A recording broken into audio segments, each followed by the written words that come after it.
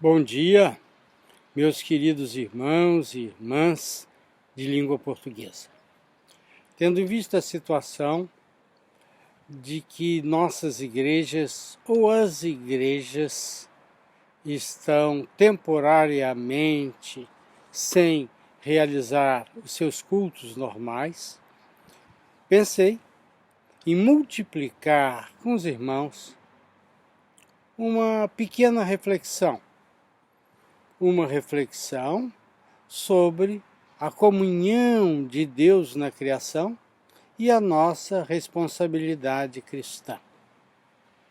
Os relatos bíblicos descrevem a criação do céu e da terra, obra do Deus eterno, através da indicação e o Espírito de Deus se movia por cima das águas.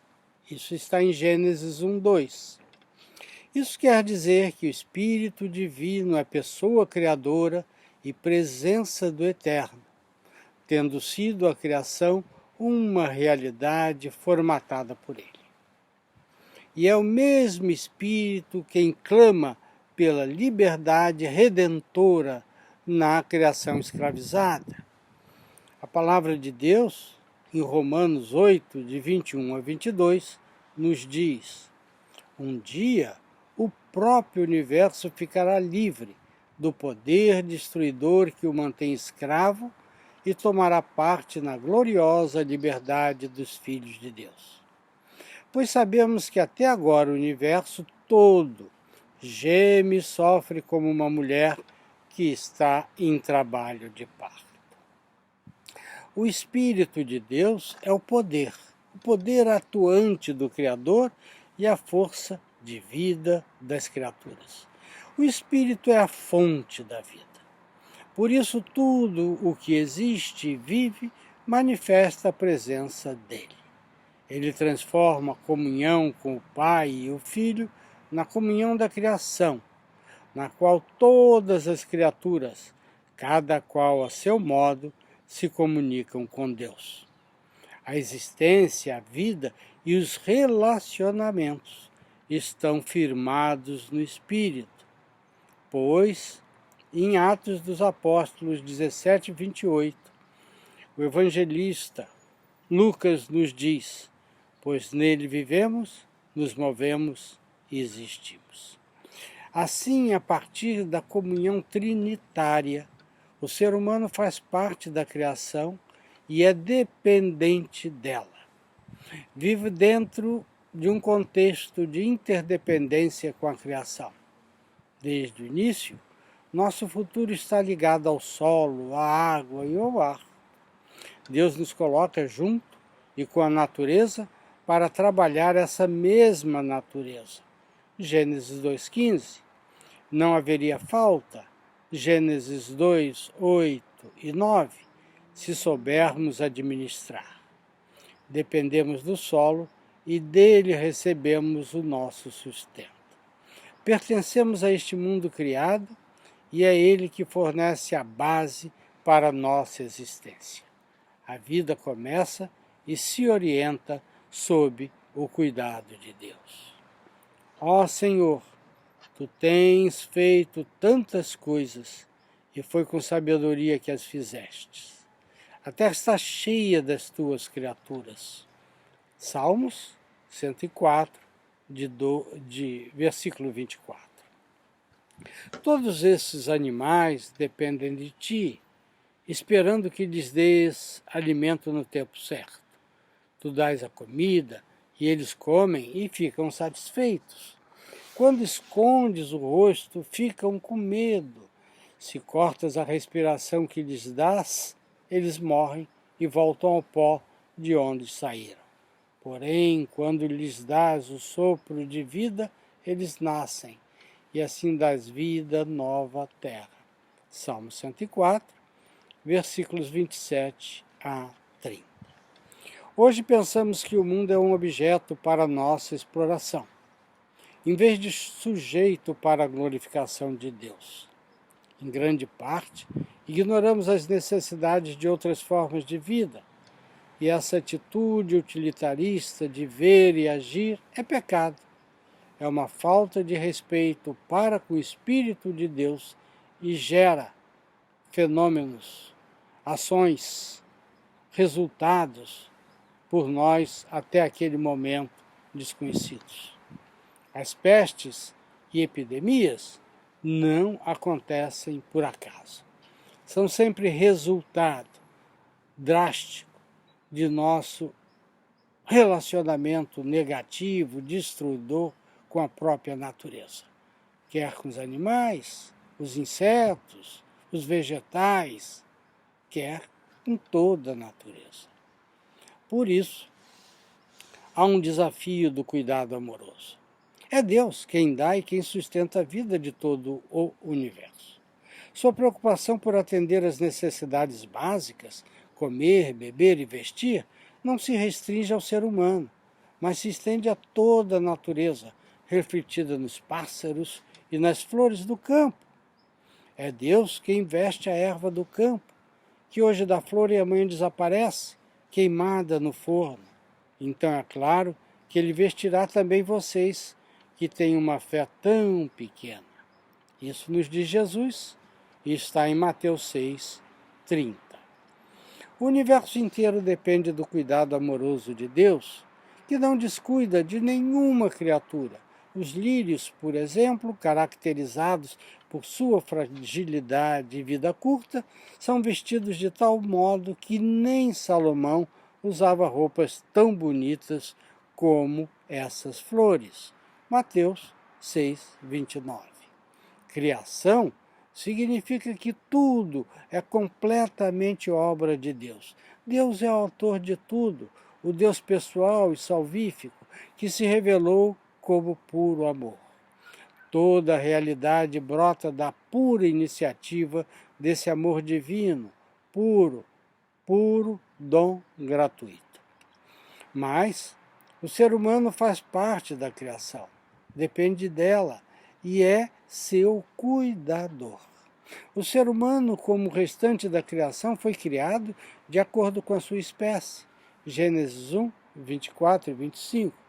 Só que a imagem e semelhança de Deus. Isso está em Gênesis 1:26 e 27.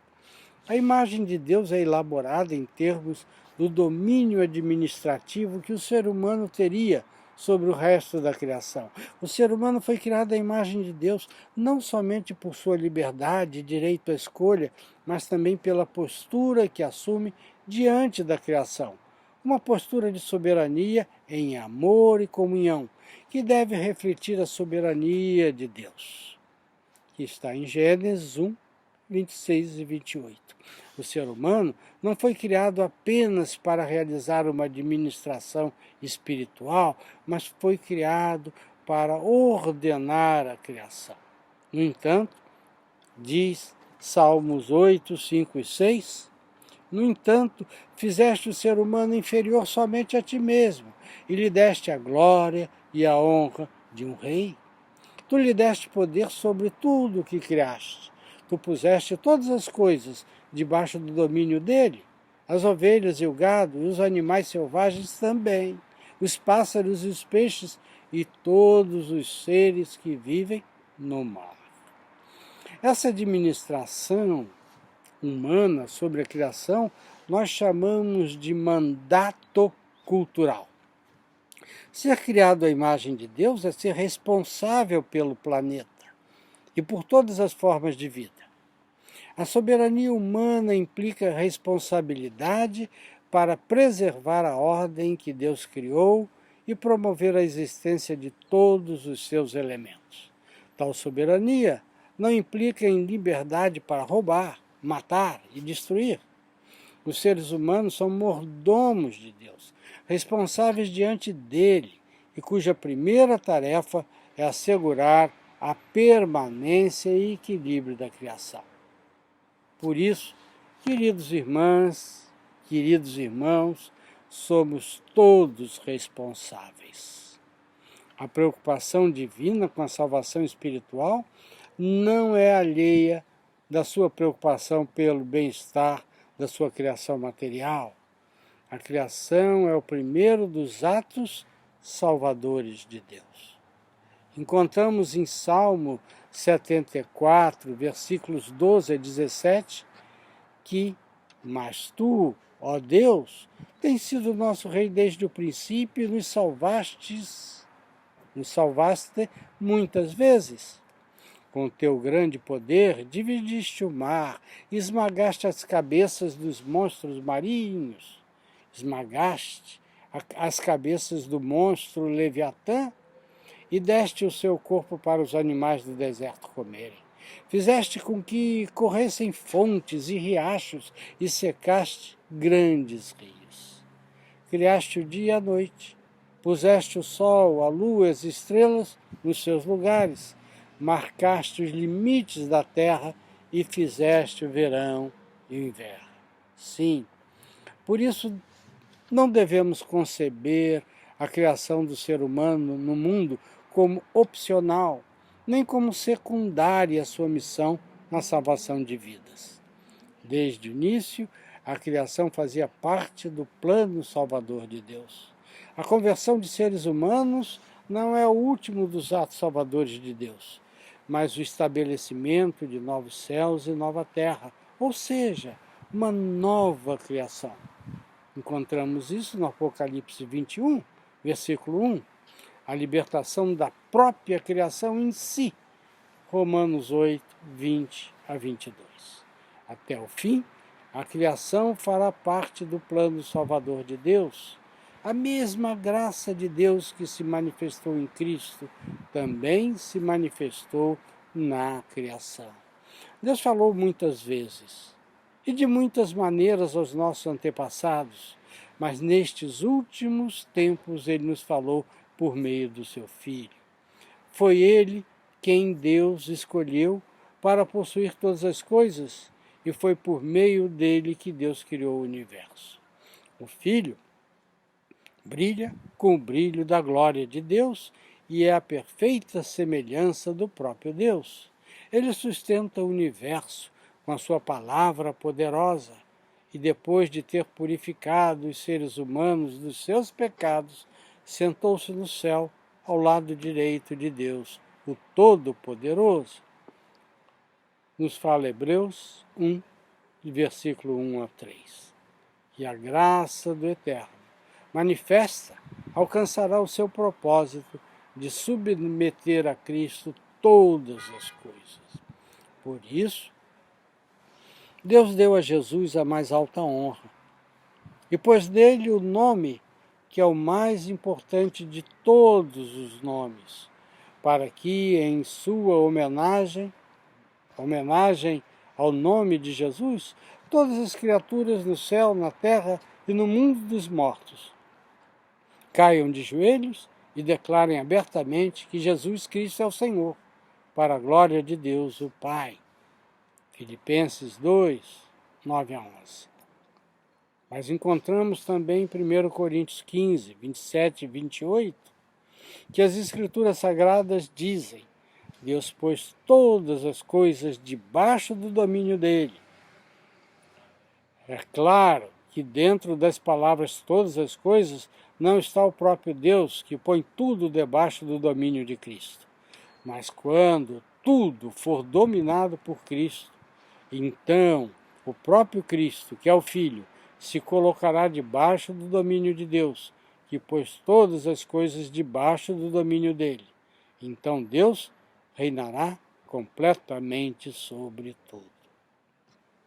Assim, queridos irmãos e irmãs, podemos dizer que existe uma ecoteologia bíblica, que envolve o uso responsável, sustentado dos recursos da criação de Deus e a transformação das dimensões culturais, econômicas, morais, intelectuais e políticas da vida. Isso inclui a recuperação de um sentido bíblico de mordomia, que implica em administração e cuidado responsável. Da mesma maneira, o conceito bíblico de descanso semanal recorda que se deve pôr limites às atividades de produção e ao consumo. Assim, devemos usar a riqueza e o poder no serviço dos demais, É um compromisso de trabalhar para libertar os ricos da escravidão ao dinheiro e ao poder e possibilitar aos que têm menos obter acesso à dignidade e às oportunidades do desenvolvimento. A esperança de tesouros no céu nos livra da tirania de Mamon, e fazendo assim estaremos compreendendo o sentido maior do cuidado da natureza e da vida criado pelo Eterno. Queridos irmãos, quando nós destruímos a natureza, quando destruímos pequenos bichinhos que às vezes não têm para nós a mínima importância, o que é errado, como por exemplo as abelhas, nós colhemos resultados trágicos, desastrosos em termos de enfermidade, de pestes e pandemia. Vivemos uma pandemia. Não podemos dizer que é obra do acaso. A nossa maneira de cuidar não é um cuidar, é um desdém à natureza criada por Deus. Por isso, nessa meditação de hoje, nós chamamos os irmãos e irmãs, e eu também me coloco nesta posição, de dizer a Deus: Senhor, perdão pelos nossos pecados, diante da natureza tão linda e necessária à nossa sobrevivência que o Senhor criou. Dá-nos sabedoria para cuidar corretamente, para administrar bem da natureza, do mais pequenininho da natureza até os grandes animais, que alguns deles em extinção, mas também, Senhor, dos nossos irmãos, daqueles que são muito ricos e viram escravos do dinheiro, escravos do poder, e também dos que têm menos, que necessitam de cuidados especiais para que possam crescer como humanos e te adorar com dignidade. Em nome de Jesus, recebe, Senhor, essa meditação. Trabalha nos corações nesse momento de dificuldade e nos dá o livramento e nos dá a sabedoria, porque o Senhor é o Rei. De Ti nós herdamos e podemos receber a sabedoria, a paz, entendimento e a vida. Em nome de Jesus que oramos e agradecemos. Amém.